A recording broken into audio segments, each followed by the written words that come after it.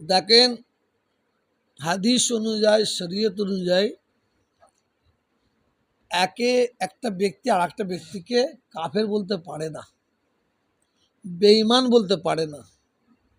যদি সে ব্যক্তি বেঈমান না হয়, তার রেজাল্টটা তার দিকে ঘুরে আসবে।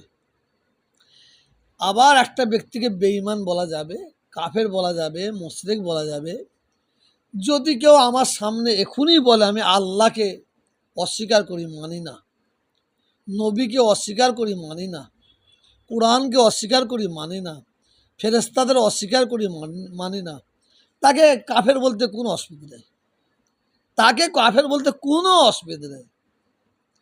একটা লোক যদি 100 বছর বয়স, 90 বছর যদি সে নামাজ না পড়ে, তাকে আপনি কাফের বলতে পারবেন না।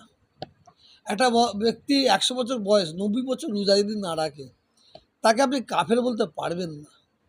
সে বড় গুনাহগার বলতে পারেন।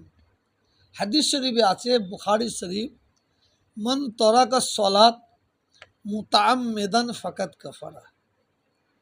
যদি কেউ নামাজকে তরক করে ছেড়ে দেয়, নামাজ না পড়ে, সে কুফরিয়াতের দরজা পর্যন্ত পৌঁছে যাবে, সে বড় গুনাহগার।